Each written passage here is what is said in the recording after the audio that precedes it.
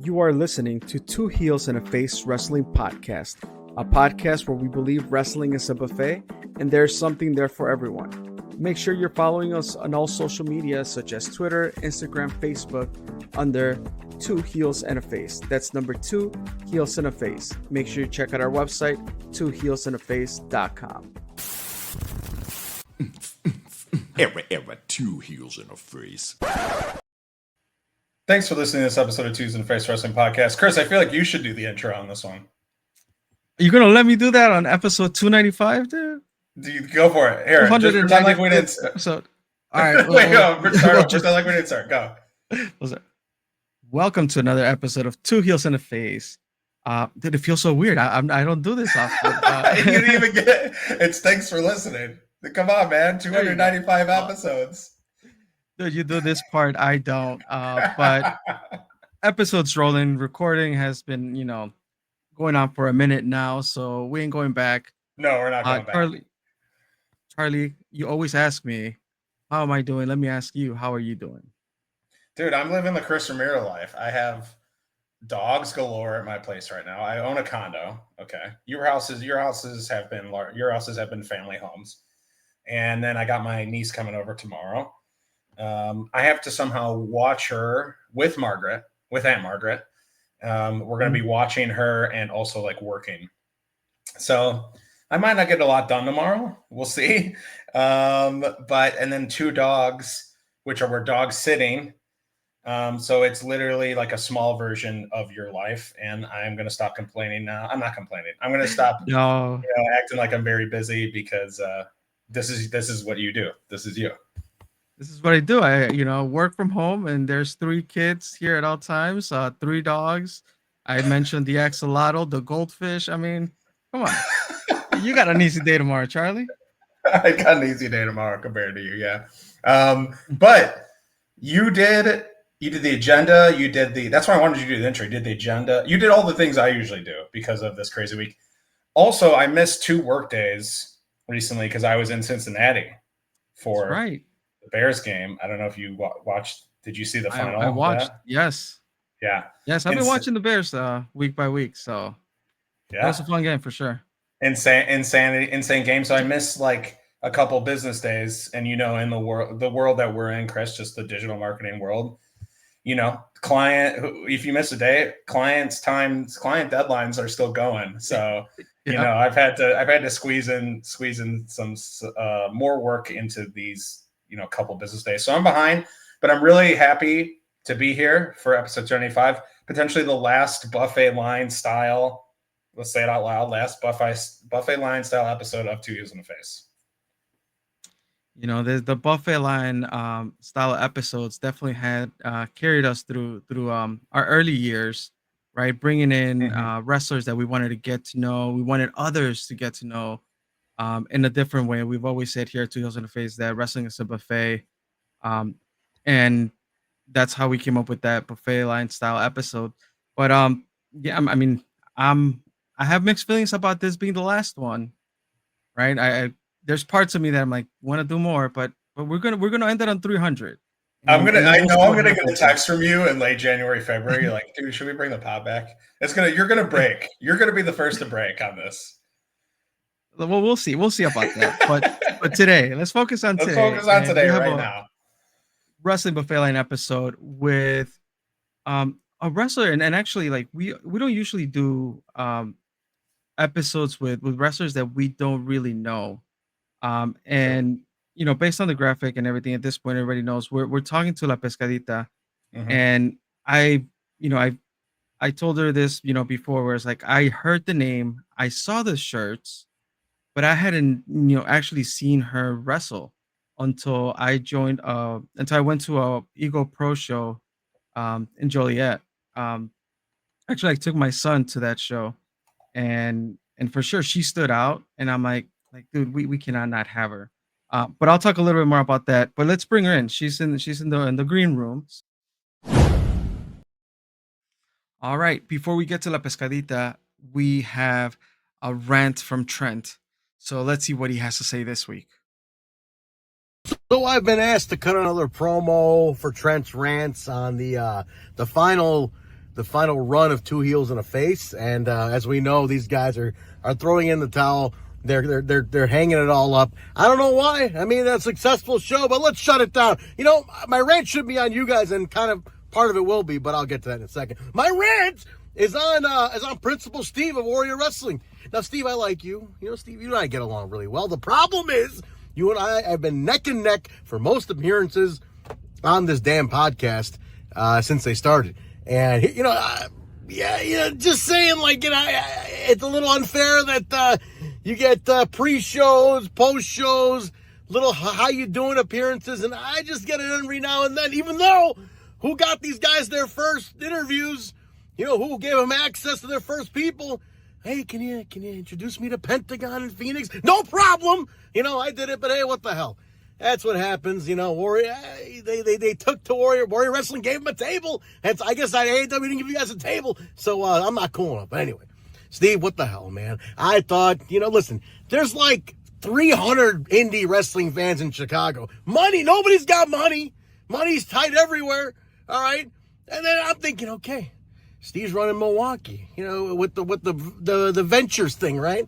And, you know, shout out to Venture, the zebra stripe, Venture, my Chicagoans out there, shout out to Venture. But, I'm thinking, all right, cool. That's one less guy I got to fight against to sell tickets in this town. But no, Steve decides to come back, and now I got to fight more people to sell damn tickets. This is unbelievable, Steve. The WWE has already eaten everybody's money up at this point. We're struggling.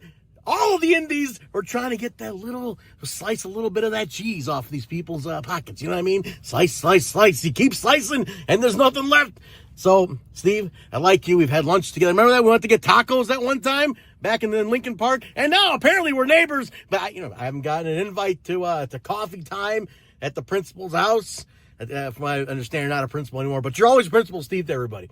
But, I haven't got an invite. I haven't got nothing. You know, we could have a peace offering here and find a solution to this ticket problem, you know. But anyway, look, best to you, best to us. We're all trying to sell some tickets, put on some wrestling shows, you know, whatever it is. But Two Heels in the Face, this is all your fault. I'm going to blame you guys for all this. This is just your fault. I blame you guys. You know, at the end of the day, it's your fault. You know, so what the hell? I don't know how many more appearances I have left, but I am going to win the appearance title before this damn podcast is over. I got like 6 weeks left. So I'm going to need to know how many more of these I can do, but these count as appearances. So thank you very much. This has been 3 minutes long. I'm out of here. Welcome, La Pescadita. Thank you for having me. Awesome. Welcome. I'm excited, guys. I'm so sad it's your last buffet line style. Who knows? Maybe not. I don't know. No, thanks for coming on. I want to say that as the honorary white person of today's podcast, and as someone who's on a 19-day, ladies and gentlemen, 19-day babble streak in learning Spanish, I was able to translate your name. I was able to translate your name today without looking it up. So I'm very proud of myself. I am very proud of you too. Yeah, thank you. Great. The little fish, right? Yep, little fish. Fantastic. Mm-hmm. Awesome. Well, let me just real quickly introduce the wrestling buffet line, because I do want to get to know you a little bit better. And you know, I want to share some of the things that definitely I gravitated to when I saw you perform. But in this wrestling buffet line style episode, we go through the salad bar, the main course, aka the hot plate, and dessert. So salad bar, fresh takes, just getting to know you a little bit better. Main course, we'll dig deeper into some of the topics that we want to talk about, and then dessert. Just we want to know a little bit more of La Pescadita outside of wrestling, and we'll close out with our word association. So now that the stage is set, La Pescadita, once again, welcome. Thank you for joining us.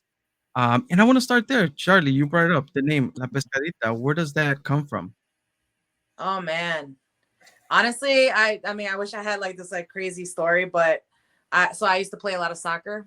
I played it literally every single day, like even twice a day sometimes. And my last name is Ruiz. So there is a player. Pescadito Ruiz. Yep.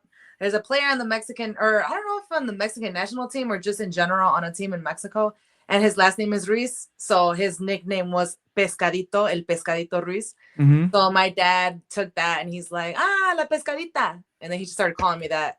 When I started wrestling, Ah, I was like, oh, what name? You know, like I want to make a name. Like I should do like this cool first and last name with like a little backstory. And then I actually did have a name. I don't remember what it was. It's probably in my journal somewhere. And then in the end, I just got lazy. I'm like, you know what? Pescadita. We're going to do Pescadita. So that just kind of stuck. that's interesting because when I heard also like I also thought about the soccer player, but Ah, he's from Guatemala. So I'm like, ah. oh, is she Guatemala? Like, and I'm like, but then I'm like, no, your family's from Oaxaca, right? Mm-hmm. Yep. So I was like, then I was wondering, maybe it's just me putting that two together, but no, it does come from Pescadito Ruiz, so Yeah. that's kind of cool. You know, I had no idea he was from Guatemala.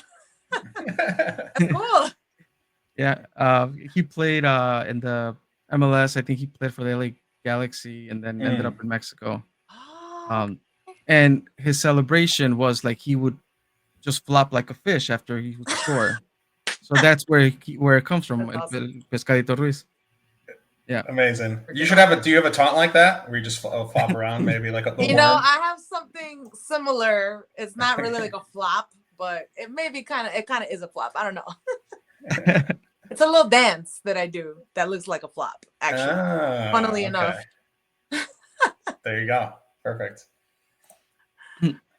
So talk to us real quick. Just well, I actually kind of broke our tradition of opening up the salad bar with a question, but so I'll ask it here.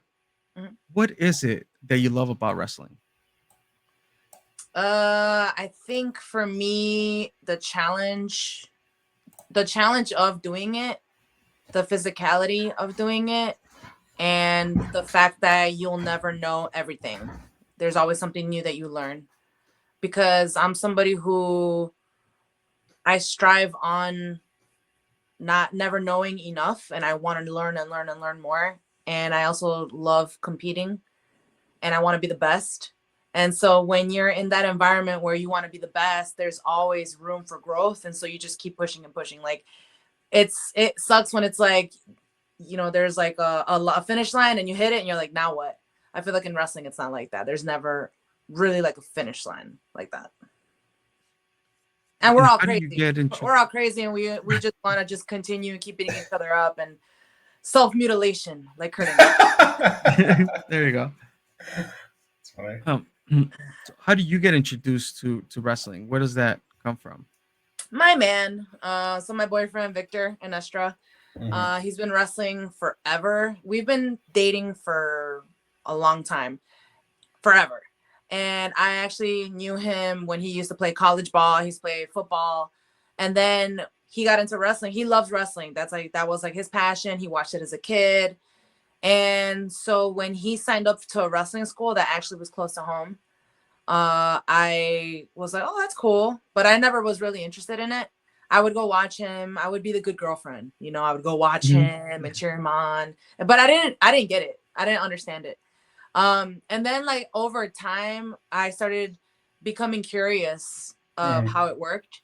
And then in 2021, he was making the switch from this very small indie promotion, a very territorial one, by the way, to the Chicago indie scene, which is like the Wild West, the Wild Wild West.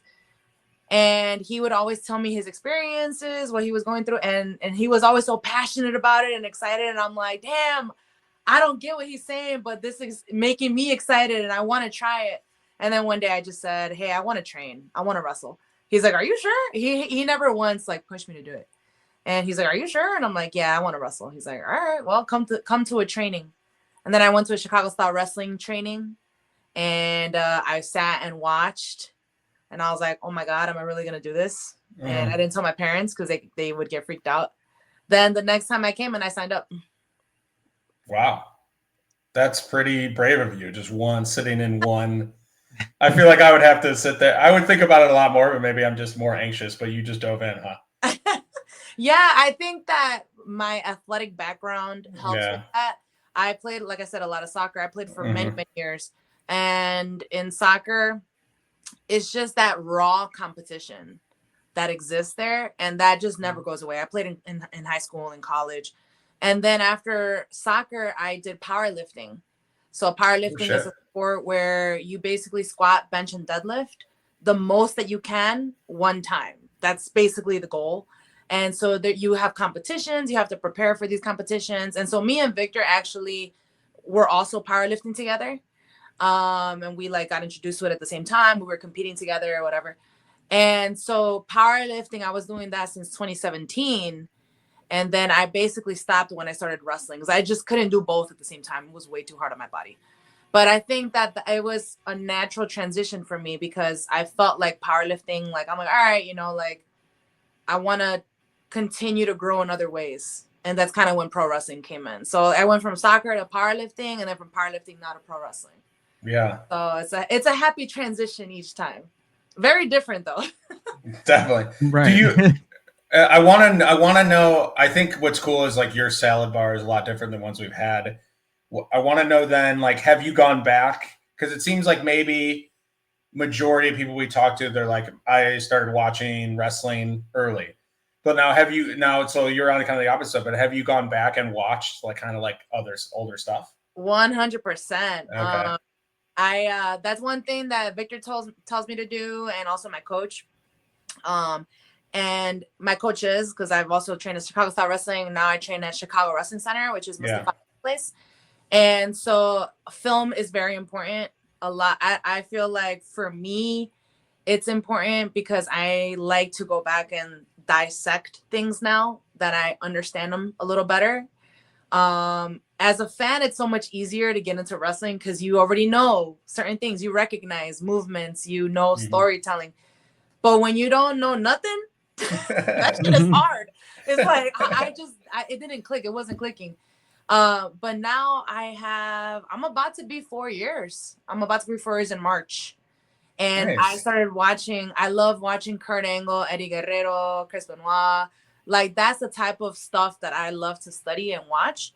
And it's just hilarious because every time I see a new old match, I text Vic, oh my God, did you know that this happened and that happened? I just found out. He's like, yes, babe, that happened like 20 years ago. I'm like, damn. So I'm like discovering like new things like every day. Yeah. No, it seems like you probably love a good German suplex. I think all those people you mentioned do German suplexes. I don't fuck with German suplexes. No. Okay. I have never given or taken one. Okay. Yep. Oh, Yeah. okay. Because one time I got dropped on my neck. So. Oh gosh. Not on a German suplex, but this person wanted to give me a German suplex. I said no. And then I said, please give me something else because I'm scared about my neck. Yeah. And she's like, I'll give you a back suplex. I was like, cool, back suplex, easy, right? John Cena back suplex. Mhm. Yeah, no, I got yeeted on my neck. And Okay. I just got yeeted. And it was a horrible feeling. I hated it. And I'm like, I am not going to take any of the, I will never say never. I will never say never. But up until now, like, unless you're Kurt Angle, like, you ain't giving me a German suplex. Yeah. I'll pass back to you, Chris, in a second. I was going to say you come in it from such a different perspective because I remember I was sitting on the couch with my wife's younger brother, and we were watching a random SmackDown. I'd never seen a SmackDown before, and I called out when Bradshaw was going to do it, like his clothesline from hell, and he's just like, "How did you know that?" I was like, I've just once you like you said, once you see the patterns of wrestling, you know, like, and the camera angles, you're like, I know something's coming here. 100%. And like, so you're reverse learning all of that. Yeah. Basically. Exactly. Yeah. That's interesting. All right. So I think we learned a little bit here. And before we move away from the salad bar, I did want to ask, like, what position did you play in soccer? I played basically all of them. I started playing forward, like striker. I'm a lefty, so I used to be normal and just shoot with my right, and then I got hurt, and so I learned how to shoot with my left. And then I played attacking center mid, and then it transitioned to like all the other positions. But at the end, I played left back. So I was on defender, and it was so fun because that's where all the talking smack came in. And you know, it's a mind game. Cutting promos on corner kicks, is that what you were doing? Exactly. Flag tackling house, like cutting promo, like it was like such a physical game, and then like mental games, you know, grabbing people, they're getting pissed off. Like I love all of that, the physicality of that. But yeah, left back is the last thing that I played. I haven't played in a minute. I miss it sometimes. I'm like, damn, I really want to go play, but I just feel like I'm in a very different place right now, and I feel like it's not going to be the same, you know, unless I like transition and train in soccer or something. Sure. Yeah. I tried coming back this summer, and I got put away due to an injury. I play goalie. Ooh. Dislocated my pinky, and that was it. Like, you're like, okay, bye. yeah, I'm like, I'll come back. I'm not gonna retire on an injury, but I'll come back and just, you know, play another season, and hopefully that goes well. But all right, so I have to ask, we're in the salad bar. If you were, you know, to put a salad together, what is that main component? What is that favorite part of a salad for you? Oh, like a real salad? An actual salad, yeah. Oh, like a real salad? Oh, Yeah. You know, I don't really eat salad, to be honest with you. Croutons. Yes. Crouton. I love croutons. Score another one for the crouton gang. Let's go. Yeah, I don't like lettuce, none of that. Give me the croutons. Chris, we might be at 15. We need to go back. We need to have too many. Everybody pretty much said croutons. We need to have. I'm gonna feed transcripts into ChatGPT and see like how many times is croutons mentioned. That might take a while, but figure it out. Yeah. Good answer. All right.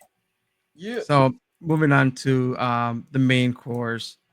I mean, we've, you know, as I started doing research, and obviously, like I said, you know, definitely I gravitated because it's also not common for me to hear a cumbia, you know, in the middle of a pro wrestling show. So if I'm not going to Gali or anything like that. So, you know, you wrestled for CSW, OVW, AAW, Gali, TNA, Beyond, Glory Pro, Second Wrestling, NWA, Sawa, Egro Pro, and I'm probably missing more. God damn. It's. I mean, and you said you started. I don't know if you said you started training 4 years ago, or you started your first like match 4 years ago. But I started regardless. So first match, how long has that been since? 3 years, I think. Yeah, probably coming up to 3 years. That's a pretty long list for impressive and long list. Yeah, for 3 years. So congrats. Thank you. Can you talk to me about a little bit about your journey? Because I think you have been mostly frequent at CSW, correct? Yeah, that's my home promotion. Yeah, so can you talk to me a little bit about how you guys started there and what that's been like, and then just, you know, going to other promotions and expanding your horizon there? Yeah, CSW, one thing that I will always remember was when I first stepped in. I have never ever stepped into a ring before, ever. So that first day that I went into training, like to actually start to train, I couldn't sleep the night before. I was so excited. I was like, oh my God, like I'm gonna wrestle, like what the hell? So I like, you know, picked out this like cute little like blusita and shit to go and wrestle. And I go in there with my new wrestling shoes that I got. I get in and they're like, all right, everyone stands around like the ring and they're like, all right, go ahead and do a roll. I'm like, huh? Excuse me? How do you do a roll? I don't know. Okay, let me try it. So you do these exercises and everyone's just looking at you. And you're just like little old you is just in the middle figuring it out. And for me, like I said, I did not grow up a fan. I had no idea, zero idea besides what I seen with Victor. And then I remember I rolled once, and then one of the people who was there was like, hey, you need to get out the ring, go sign a waiver because you're not supposed to be in here without signing a waiver. I had to sign a waiver. And I remember I got so mad at the way that this person told me. They're like, get out of the ring and go over there and sign a waiver. And I got so mad that I was like, and I was already like stressed. So I like wanted to cry and shit. I was like, oh my God, I'm an emotional person in general, but I was like, I'm not going to let this person talk to me like that, whatever. I go and sign the paper. I come back, and I was just so nervous the whole day. Yeah. But from there, fast forward to my first Royal Rumble or Battle Royal at Chicago Style Wrestling. That's in Franklin Park. I had all these ideas of what I wanted to do for my spot for the Battle Royal. Mhm. You know, I'm like, it's my first one. I'm nervous. I didn't. So if you've seen what I wear in the ring, I don't like wearing chonies or short shorts. I like wearing pants and like a top. And I always felt like, you know, kind of like weird wearing that because I wasn't sure if I was supposed to wear that or not because I didn't really see girls doing that. Anyways, I was there with my little cholo outfit. I had like these like heavy ass like leather, like cargo leather pants that were like way too heavy for me. And then like this like plaid like shirt and whatnot. And I went out and I'm gonna take off the shirt. And I have this like cute top. I forgot to take it off when I was in there. Like, and then I'm like, I'm gonna squat my one spot. I'm gonna squat this one of my rookie people who started with me. I'm gonna squat him 10 times, and that's gonna be my spot, or like maybe 10, maybe a little bit more if I got more, you know, so I can have my moment, and then I'll get eliminated. Show off that powerlifting, right? What was that? Show off the powerlifting a little bit. Yeah, exactly. Yeah, like yeah. Strong girl shit, you know. Yeah. So I get in there. I told the guy, he was cool with it because some people don't like to do that, especially if it's a woman. They're like, nah, you know. But this guy was cool with it.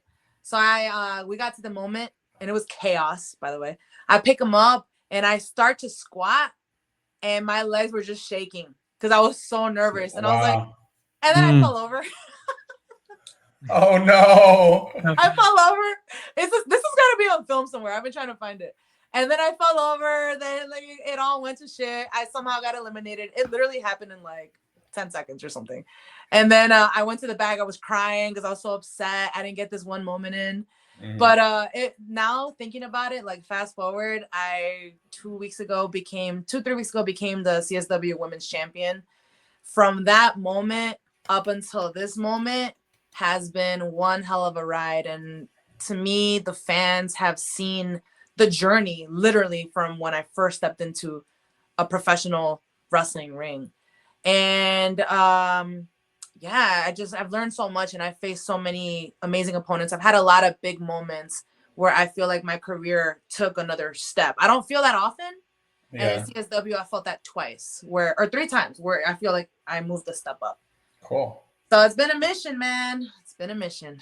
And I was the ring probably bows, right? A little bit, like when you're squatting, like that's not a great squatting surface. I don't know if that had anything to do with it or not. It doesn't bow. It's just unstable because like it's not just you in there. There's like 20 other people in there. Yeah, exactly. And everyone's like bumping and hit each other. Like, oh man, it's terrible. Sorry, Chris. Go. No, so because you touched on that CSW Women's title that you're now a champion of. So that was against Amina Belmont in the last man standing or last woman standing match. Yeah. Can you talk through that a little bit? Yeah, I think that kind of match, that type of match there was no other way to do this. You know, my career has been, everyone says that when you start wrestling, you have your own path. And it's so true. The worst thing you can do when you start to pro wrestle is to try to compare yourself to others. Because it's just not the same. You know, you might have somebody else who got somewhere faster, or maybe there's somebody else who has more time and they haven't done what you've done. So there's just no way to compare because there's so many factors that are not even in your control sometimes that affect your journey. For me, one thing that I've tried doing and I've really, really stuck by in my career so far is staying true to myself. So anything that's happened in my career, I'm always like, am I going to be able to sleep at night if I make this decision or if I act this way, you know, or if I, you know, fill in the blank. And so Chicago Style Wrestling and the women's championship there was always so big to me. Like, so it still is. It's something that's so prestigious to me because I started there and I've been grinding my ass off and I hadn't gotten the opportunity, you know, really to show what I had.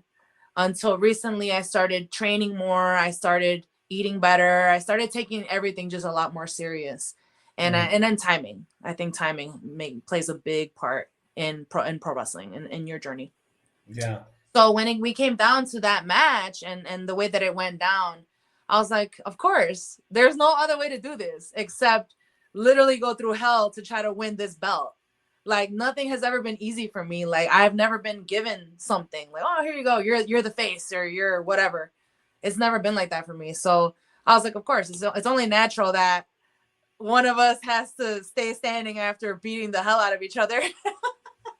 And so the last thing that we did in that match where I won was we went through a table. I got smacked with a chair a few times. Got hit with the trash can a few times. There you go. I dove to the outside, hit the railing. My tooth got all messed up. I was so scared. I was like, oh my God, I hope I don't lose my tooth. But the next day I had all these bruises on my body. I was like, oh man, I'm like, I don't even know where these bruises are from. I was so sore, but I was happy because I'm like, of course, this is what I have to go through to get this belt.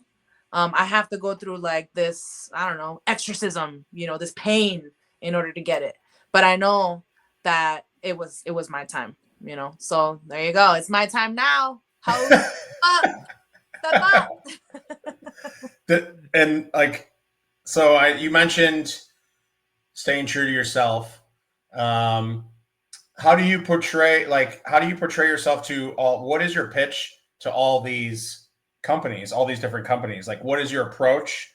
What is your pitch? I feel like this might be a good question for like a future wrestler that is listening to this. Yeah. Like, how do you go about portraying yourself and getting into I don't know what I saw like inner circles or just even the DMs of like all these different promotions and be like, this is who I am, et cetera, et cetera. Like, what's your approach for that? Well, one thing is don't have an ego. I think that's the biggest thing to start off with. And always be a student of the game. So I think that when you have been, I think sports contributes a lot to your pro wrestling journey. If you've never done a sport, and you might see it a little differently, but if you've done a sport in high school or in college, you know that things aren't handed to you. People come in and they're better than you and they're younger than you. Like and then you mess up and the whole team has to pay for it. Mm-hmm. You're sidelined and you're like, I'm ready to go, put me in, and you're still sidelined. Like there's so many emotions and roller coasters that happen when you do sports. So that for me helped me navigate pro wrestling. But all that to say, if you feel nervous, any future wrestler out there, if you feel nervous about feeling like you are going to be singled out because of what you wear or because whatever, that's probably a really good thing, because that means that you are not conforming to what everybody else is wearing or how everyone else is acting, or even like the moves that everyone else does in the ring. If you see something over and over again, get away from that and find your style and study matches. That's another big thing. Like find the people that you really like, their style and their vibe and their charisma, and adapt that to your own charisma and your own personality. It's like, how people say like when you wrestle, it's like you times a million. It's like your personality, but like cranked all the way up. And so I didn't really understand what that meant when I first started wrestling, but I think now 4 years in, apenas, I'm starting to understand that a little bit, where I'm like, oh damn, like the stuff that makes that I see that connects with people, like the cumbia, like the dancing, or like, I don't know, any shenanigan that I do inside of the ring, that's really me. That's really what I do. I love cumbia. That's my number one music that I love to dance to. And I'm like, I want to come out to cumbia. I'm like, does anyone else come out to it? No. Like, but I'm going to do it. Or even having the name Pescadita. I remember like people, like in the beginning, people were like, oh my God, that's so hard. That's so hard to pronounce. I can't pronounce it. I'm like, well, I'll show you how to pronounce it so you can do it correctly. And it'd be like, oh, and then they have to say it. They're forced to figure out how to say it.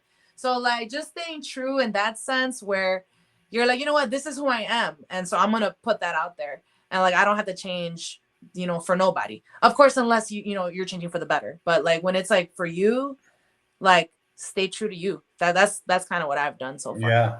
No, ego is definitely, if you've listened to a Potty with Ego episode, I think he got it down. Maybe like the first 15, he can't even get through the word. His voice just dies at Pesca. He doesn't know what to do after that. I've had people say pesca. They're like, hey, pesca. Yeah. I'm like, that's not with me, shit. Yeah, that's a tough one for him. For sure. So I actually, I like where Charlie was going there. Because I do want to know, like, because even if I think about it, like, how do you explain the character of La Pescadita? Like, there's a lot of unique things about that you do that you have put together in this character that does catch people's attention. But how do you explain the character of La Pescadita, like, outside of saying it's Lily times 1,000? Like how do you explain that? So I say La Pescadita is like a hood rat, chola type of girl from the streets of Chi-Town, Illinois. Like she grew up playing until it got dark outside. And then her mom called her for dinner. Like anytime she heard the little horn for the elotero, she would run outside, or like the little bells for the paletero, she goes out there and gets the paleta de chicle. Like she eats chicharrones with limon and with salsa. Like that is La Pescadita. Somebody who doesn't stand down. Somebody who doesn't stand down. If something's wrong, she calls it out. If she needs to be sassy, she'll be sassy. She's not afraid to run her mouth. She's not afraid to be a little grimy sometimes or call somebody out. That's La Pescadita. And I mean, I could sense it through this conversation, right? Like that competitiveness, that grit, that Fire, yeah. I'm gonna be myself, and I got the fire to show you who I am. So that's pretty cool to see, and how you put that together into a character that translates, into the ring and things that you do. Yeah. Someone I don't want to piss off. Yeah, you want to be on her good side. Yeah, definitely. Someone, if you get into an argument with, like, I will win somehow. Okay. Yeah. So, you talked about earlier, in your journey with CSW, and how, certain things get you to the next step where you feel like you leveled up. Have there been any matches outside of CSW, just in all these other promotions that we just kind of ran through, like that stand out as like they have a special place in your heart, or they meant something to you, or they felt like they leveled you up? Like any matches that come to mind when I say that? You said outside of CSW. I Yeah. think for sure the match where I got injured, where I landed on my neck. And I don't really talk about this because it was a time when I was really scared, because I'm like, oh my God, I've never had a neck injury or been dropped on my neck before. Even in powerlifting, you go through a lot of injuries, because think about it, you're lifting the heaviest weight that you can, so your body, you're literally trying to push yourself to failure and past that to hit a new PR.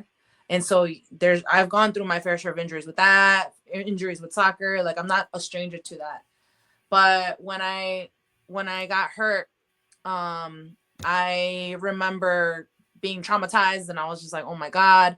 And the thing is that literally a week after I hurt my neck, I had a chairs match at Chicago Style Wrestling, and it was against Chris Miller, who is somebody who's been in Chicago Style Wrestling for like 10 years. He's like a vet. He's great. He's very, very great to work with. And we were going to like bring down the house and stuff. So I was excited for that. And I had some other opportunities on the horizon with NWA, things that I hadn't shared with people, that I was like, oh, this is coming up, like you're anticipating that. So I got hurt a few weeks before all of that happened. It was like kind of like CSW and then NWA, and then so I got hurt, and I'm just like, oh my God, like what am I gonna do? And so I remember just crying a lot. I was talking to Vic, and Vic was like, wrestle. He's like, there's ways around the injury, don't bump, like just do front bumps. And that's actually what I did. I did not take a back bump in like maybe 2 or 3 months. I didn't bump at all. Everything that I did was a front bump, and I got really good at front bumping because of that. So that helped.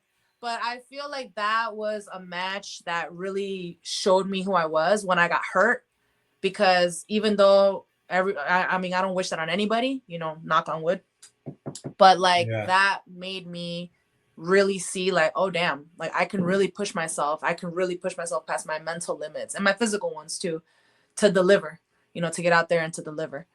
And then as far as other Interesting. matches outside of that, obviously TNA. Oh my God. Like when I had that TNA Explosion match, man, like that was such a surreal experience. One of the goals that I've had with Vic is to get out of the Chicagoland bubble and to explore and to get out there. You know, that's where OVW comes in, Wrestling Open, who have been fantastic to me. I've wrestled in Cali as well, House of Lucha and other promotions, Future Women's Wrestling and East Los Lucha. And it's just been really great to expand and to get out there and meet new people and meet a lot of the workers that I've seen online, especially a lot of women where I'm like, oh my God, like you're shorter than me, or oh, you're taller than me, you know, like in like size and love and stuff. But TNA was so special because for me, it was the very first time when I kind of got that feeling of like, oh wow, like this is big, you know. And so I remember like specifically a memory from that is walking down the ramp because they're like, okay, they count you down. They're like, all right, Lily, you're up first. You're gonna go up first. They're like, all right, here we go, 5, 4, 3, and then 2, go. And I'm just like, oh, okay. And I got out. So in my Explosion match on YouTube, you don't see my entrance. They cut that. But when I came out, I don't even know what took over. I came out dancing and shit. The camera was there. I'm like, hey, mom and dad. Like just things that just naturally come to you. And then I was walking down the ramp. No one knew who the hell I was. Some people did because it was in Minneapolis and it's in the area and I've wrestled up there before. But I remember one moment I look up and there's like a big screen there that like you can see the hard cam and stuff. And I saw myself on the screen in like 4K, 8K, like fucking high definition. I'm just like, oh my God. Like, and it was like a little bit delayed. So I was like, I looked up and then I was like, this is so surreal. Like, this is crazy. Getting into the ring with my opponent, Harley Hudson, she's a doll. And my ref, Frank, who's also amazing. And the whole team at TNA was just fantastic, you know. And now when it finally came out, my parents, they don't really like to watch me wrestle. Like they're not into it because they're like, you're going to get hurt. You're a woman. Like, you're going to, fill in the blank. Right. Yeah. And, but they do support me. But they're like, ay, eres bien terca. Like, why are you doing that? Like, stop doing that, And then finally they knew I went to TV and stuff. And then I was like, hey guys, the match came out and I'm like, hey guys, sit down. I want to show you guys something. So they sat down in the couch in the living room. I put on the match and I recorded the reaction. And it was so satisfying. They were just like, wow, mira, like, irala, like, oh my God, okay. But it was just a memory that's ingrained in my mind. So I'm just really excited to continue, to push, to continue to train and get better, to continue to get those types of matches as well. Continue to get matches on TNA and on the big stage as well. What is the plan for expanding outside? Is it like, I know you said Minneapolis, but are you even looking like farther than the Midwest? Oh yeah. So I'm a little bit crazy and I have my ways of organizing all the promotions that I've hit up before. I've hit up over 140 promotions. Literally holy shit. Pitching to them. I have a little email that I send out, my little highlight reel, my promo pics, my resume. And surprisingly, a lot of wrestlers don't really do that, is what I kind of found out. Once again, 295 episodes, not all of them are buffet lines, Chris, but I don't think like that is like, that's hustle right there. Like that is like, that's almost door-to-door hustle. Like, yeah, exactly. That's yeah. Because I don't know a lot of these people, and a lot of times a lot of people don't respond, but like, I don't get mad like, oh, they're not responding because they don't know me, and I'm sure like other people hit them up. So it's really like a balancing act where it's like, okay, you know what, if I'm in the area, I'm gonna go and I'm gonna go help with setup or do something to get some kind of opportunity. But pro wrestling is a lot of networking, and I'm sure you guys know this too, because you guys are networking with me right now and we're all networking together. But like pro wrestling is that, like, the more networks you can create, the more connections you can make. You just never know who knows who.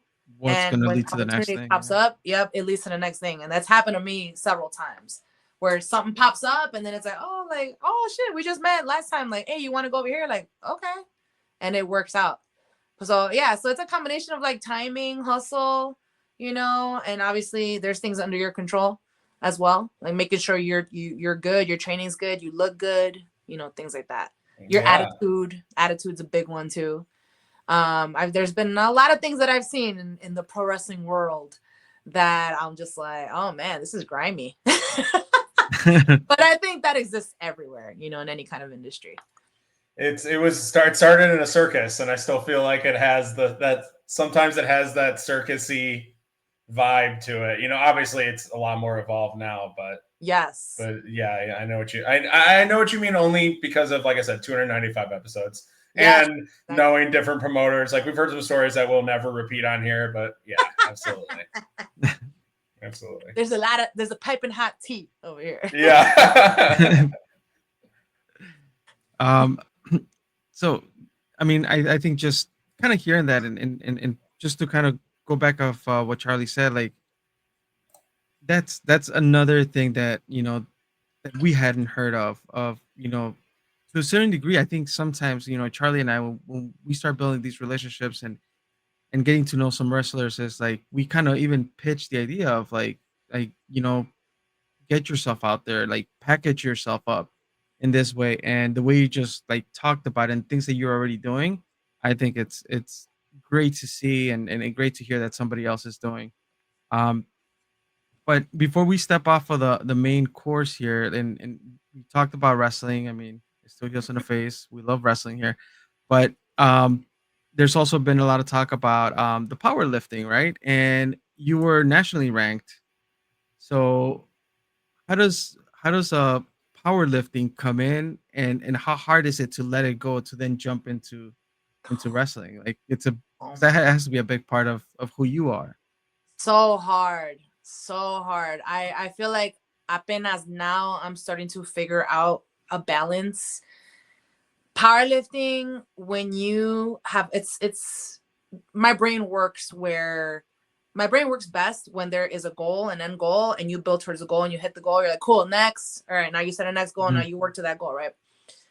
Powerlifting is very much like that. You have a whole calendar year, and then you say, okay, let me see what competitions exist in this calendar year. So you look, and then now let's say you pick a competition in March or in April. So now you go, cool, now you work backwards. And you say, all right, well, I'm going to do a 12-week prep where I'm going to prep for that competition. So 12 weeks out, you start to hit a very specific training regimen in the gym. You go in there, and then you have your coach, your nutrition coach, your powerlifting coach, and then you have your numbers that you have to hit. So when you step into the gym, you have day one, squat day. It doesn't matter how long it takes, by the way, like how long you're in the gym. You have to get the workout done. So it could take 2 hours, 3 hours. One time I took 3 hours. I was like, Jesus Christ, this is long.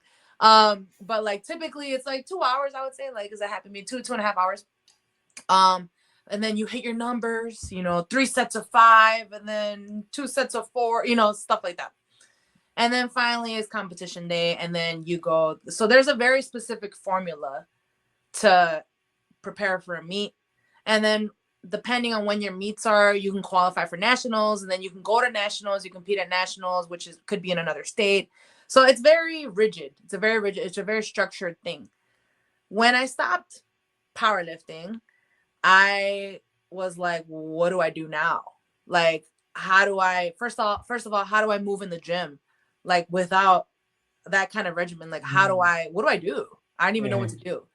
And then powerlift or pro wrestling, you can't do what you do in powerlifting and expect it not to affect your pro wrestling.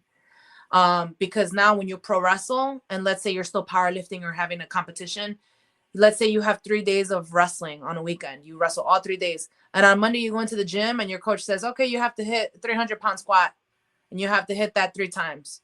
And your body is just fried from everything you did over the weekend. And you both know as well, a wrestling show, you don't just show up when you're not there for an hour. You're there for 8 hours, sometimes even longer if you have to do setup. Like, it's a long day, and then you get home late. So there's all these factors that exist. And for me, when I made the transition, when I decided I wouldn't compete anymore with powerlifting for the time being, because I was injured, my back was hurt, and I decided to go full send with pro wrestling, I struggled a lot with what to do in the gym, how to supplement pro wrestling, how to basically shift my mindset from powerlifting to pro wrestling. And I feel like literally apenas now is when I'm starting to have some kind of a balance there.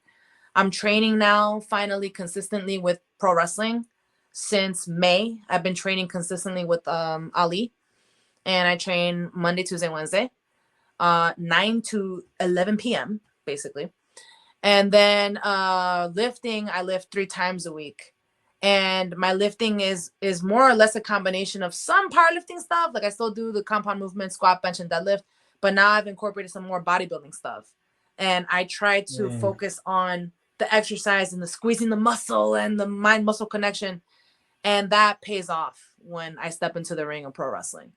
But apenas just now I started kind of figuring it out. And I stopped, powerlifting in 2021. Maybe 2022 I stopped powerlifting. So yeah, so it's been close to 4 years and I finally started to figure it out. So it's been hard. It's been hard. But I think that if you have your support system and people who kind of keep it real, I'm lucky because I have Vic and he keeps it real for me. You are able to maneuver all of that without getting depressed or missing powerlifting or being like, damn, I'm not strong anymore, and things like that. Because that really messes with you sometimes. Yeah. Does training at Ali's school can you set those workout benchmarks, like you said, to climb up to? Are you starting to kind of do that now, or is it more still free flowing? When you say like benchmarks, are you saying like numbers? Like number, like you said, I like to hit a number, and then once I've hit the number, I go beyond that. Is that what you're doing now or no? Kind of. So Okay. I'm not really hitting like, I'm not saying like I want to hit, 315 pounds today with a squat. I'm not working like that anymore. Now it's like, okay, my body feels good today, so I want to push it a little bit, and I kind of know what my top end is. Sure. I recently, maybe about 2 months ago, I went into the gym and I just for fun, I wanted to see where I was at strength wise. So I hit squat and bench, and I maxed out on squat and bench. I was too lazy to do deadlifts. I didn't do deadlifts. My back was hurting. I was like, you know what, squat and bench is fine. But I had those numbers in my head. So now when I lift and it's a good day and I'm like, I have energy, let's fucking go. So let's push it today. Mm-hmm. And then I incorporate the accessories. But yeah, so it's not so much like, okay, there's this number that I want to build towards. It's more like, okay, how do I feel today? Like, okay, let's push it. And then there's other days when you come in and you're like, damn, like my back hurts or my hips hurt. Recovery, yeah. Yeah, and you can adjust. And don't feel bad about it because you're not going to compete in powerlifting. At that point, it's about longevity. And they say, even in pro wrestling, they say it's a marathon. It's not like, it's not a sprint. It's a marathon. It's the same, with going to the gym. Makes sense. Mm-hmm. I mean, like it just sounds like a lot. A lot. But, the fact that like it's taking you some time to find that right balance and what feels right, and of course, right, credit to the support system that you have behind you. So it definitely helps out, it shows, and as long as you're feeling good and doing what you can on both sides, and as long as you're maintaining safe, then it's all good. Yep. Sometimes not so safe because we get a little cray sometimes, but right. Overall, we do what we can. All right. So since we're in the hot plate and we're closing it off, I have to ask, in your main course, like what would you want on that plate, on a real food plate? What would you put on that? In the real food plate. Oh man. Like your favorite entree is probably the best way to say it. One of my favorite things that I love to eat is a burrito. Okay. So a burrito will go and be the main thing. And a burrito from a very specific taqueria, which is maybe 20 minutes from my house. It's called Tamazula Tacos in Carpentersville, Illinois. It's so good. They have the best Ooh. there. And every time, if not every time, not like every time after the gym, but like sometime, like maybe once a week, we go and we get some burritos in there. It's delicious, man. The best. So that's gonna go. What's in the burrito though? It's de asada. Just normal de asada. It's de asada. It The best has kind. beans. It got some rice, some sour cream, lettuce. What else that? What else does it have? I think that's it, honestly. Tomatoes, I think. And then hungry. Tapula has like a green salsa that's like has a little kick. So like that, Mhm. put it on there, and then with a cold Diet Coke, and then you're good. In the bottle? No, in a can. Okay. Yeah, Diet Coke is in a can. Yeah. Yeah, I was gonna say, is there a Diet Coke in a bottle? I don't know. I just know I that think like so. every time I feel like I go to a Mexican place around me, it's the Coke in the bottle, you know? Yeah, that's true. Yeah, with Yeah. with real sugar, right? Yeah, it's like, yeah, it's different sugar, yeah. Yeah. I had my first this is Guatemalan. I know we mentioned that earlier. I had my first pupusa the other day. Ooh. Amazing. Pupusa is El Salvador, isn't it? Oh yes, correct. Salvador? Sorry. Mhm. It's still good though. Once again, yeah. Yeah. Once It's a again, gordita in white Mexico. It's guy, all white good. guy talking. Salvadorian, yes, but I heard that you can find them in the street food in Guatemala. That's what I heard, Okay. or that's what the internet told me. Hey, You're like ChatGPT. What are you? Yeah, exactly. Just kidding. Amazing, but no, asada burrito. I usually go asada and everything. So Yes, me too. Yeah, I don't like anything else. Like my dad, he loves like tacos de lengua. I'm like, nope, I am. Chris gets that. Chris orders lengua. tacos de I lengua, don't tacos de like it. tripa, like all day. Oh no, Yeah. oh I don't like it. I don't like that. Or even menudo. People call me crazy for not liking menudo. I don't like menudo. Sorry. I heard it's great when you're hungover. I'm sorry. It's hungover food for sure, but Hungover food. any other day, I'll take it. Yeah. It's funny. Good choice. All right. So moving on to dessert. I want to know a little bit of what are your interests outside of wrestling, powerlifting, things that you do on a daily basis? What interests you? What hobbies? If there's any time for hobbies, because you sound busy as hell, but I have a full-time job. And my job is like basically my dream job. It came up in a very special way. I went to DePaul University in Chicago and I studied women's and gender studies. And so when I was picking out classes, like I was looking on the list and I found a Latina named teacher. And I'm like, I'm going to take her class. I don't know who she is, but I'm going to take her class. So I took it. And it turns out this woman owned her own company. She owns her own company, her own media company. And I met her in 2015, I believe, 2014. Her name is Maria Hinojosa. And she's fantastic. From there, I graduated college. I asked her for a job because basically she owns she's the president and founder of Futuro Media Group based out of New York. And what we do is we tell stories from a Latino experience of Latinos in the US. And there's that like abarca so many things, including like newsy things, but also long form podcasts, narrative podcasts. We're getting into like some fiction stuff. But basically we produce art, I like to say.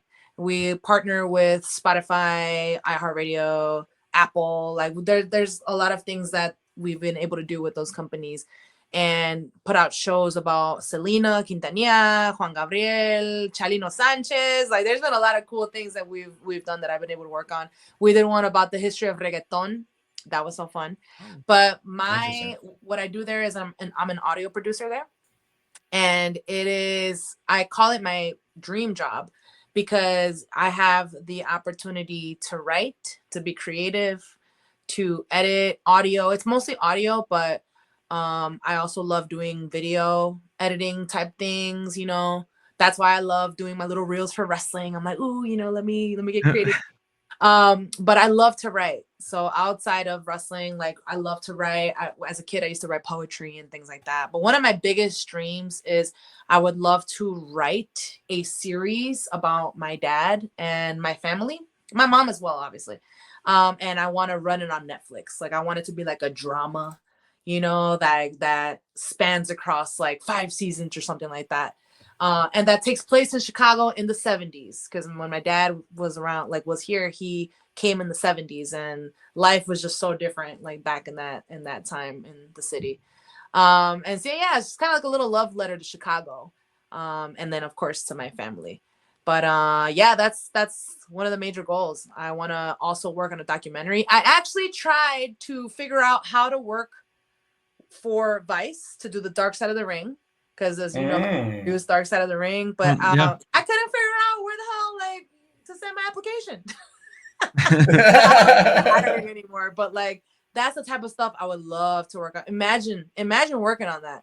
It's like a combination of like your passion, like you wrestle or you love wrestling, and now you get to work, in TV. You get to edit that. You get to meet people, like the actors. Like, oh man, so working in that industry to me is really fun.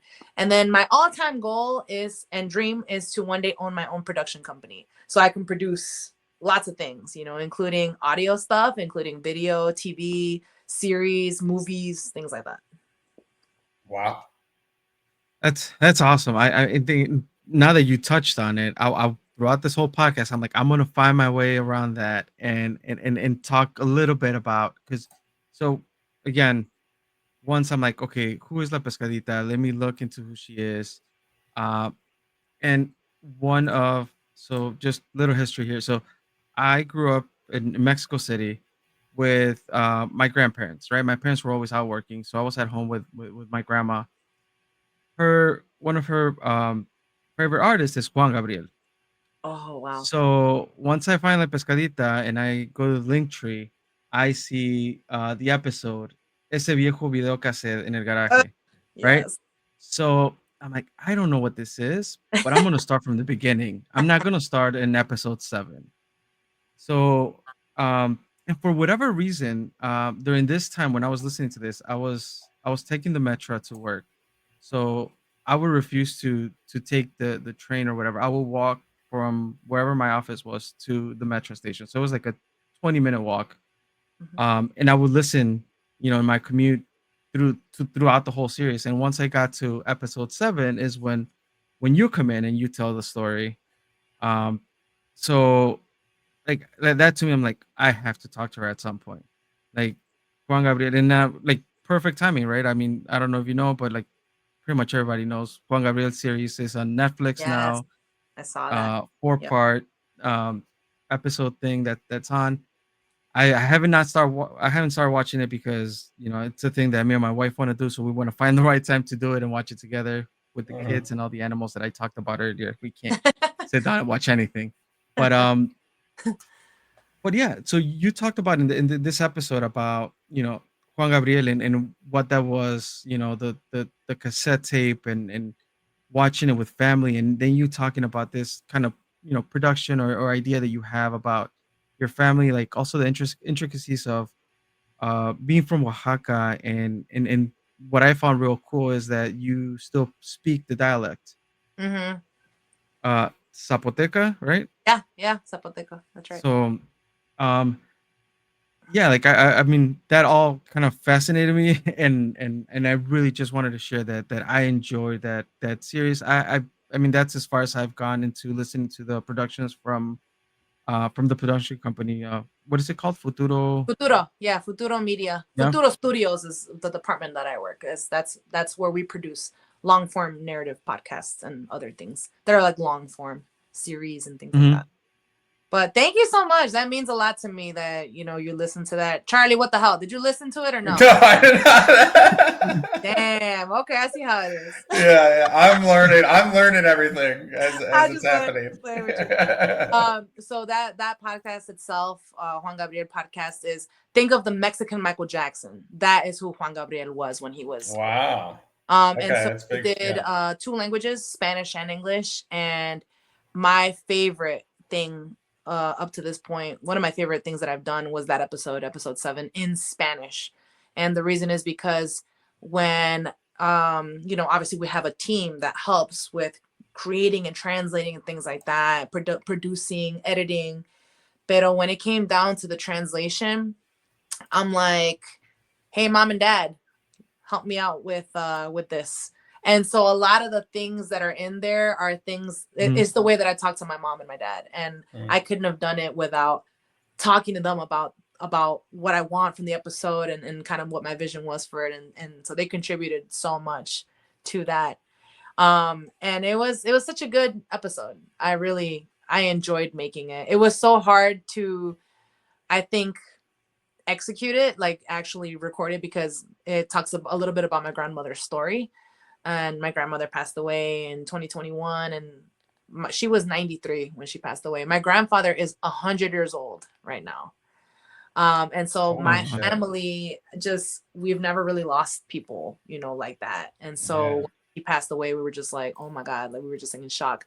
And Juan Gabriel was somebody who brought us together with that videotape. We recorded it on the TV, and then it was a memory that I had when I was like a kid in the 90s and things like that. But thank you. I really I appreciate you listening to that.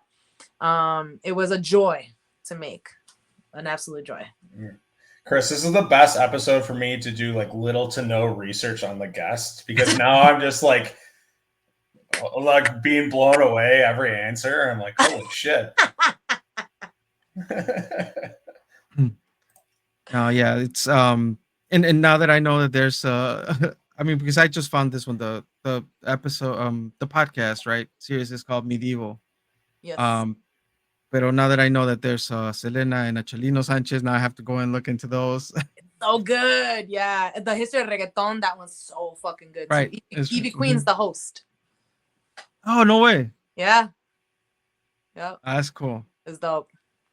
My wife would love that. Oh. She loves the thump. Ooh. She loves to perrear. What Babel lesson is that one in? I'm sorry. Perrear. Perrear. Perrear. That's like okay. That's perrear. Okay. The baseline of every reggaeton song I've ever heard is the yeah. Is that what you're talking about? It's no. The dance. The dance. Because I don't know if you would call that dance, like the grind. Yes, correct. Busting up and then the grind. That's perrear. You should. My wife can throw it back for a gringo. She might have some of that. Whatever. That's what you said. I can't roll my R, so I'm not even gonna try. But yeah, she knows what's up. She knows what's up. Yeah. It's funny. All right. So that leads us to word association. Are you ready? I am ready.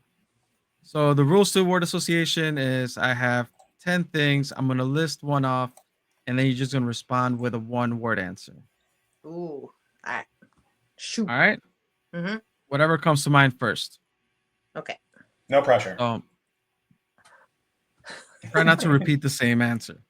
Okay. Or say more than one word, which a lot of people do. All right, here we go. So word association. First, we have CSW. Champion. Wrestling. I thought a super kick. Super kick. It's 2 words, but okay. That's one word. One word. Hyphenated? Okay. No, I think it might be one. Okay. Kind of like SmackDown. It's the move word. Itself. Yeah. In wrestling terms, it's one word. Yeah. Got it. All right. Yeah. Oaxaca. Family. Chicago Bulls. Sad. Sad. Not the start of this season. Yeah, true. Better. How about that? Yeah. Juan Gabriel. Divo. Powerlifting. Hard. Inestra. Hottie. She wanted to go into a rant there, but she didn't. DePaul. Opportunity. Vive tus sueños. Motto. Live Talks podcast. COVID. All right, it wasn't bad. That was That's good. No, that was right really there. good. That was good. Yeah. That was really good. A lot of people don't take a beat to like think of one word. They just start blabbering. Yeah. Yeah. That was No, awesome. that great job. Great job. Did I win? Did I beat everybody? You beat most. Yeah, super kick is one word, okay? Okay. I'll Yeah. take it. Right. We forgot to ask you favorite dessert. Oh, that's right. Favorite dessert. Right? Oh, well, one word, right? No, you don't have to. No. This is outside of the 10. Oh, okay.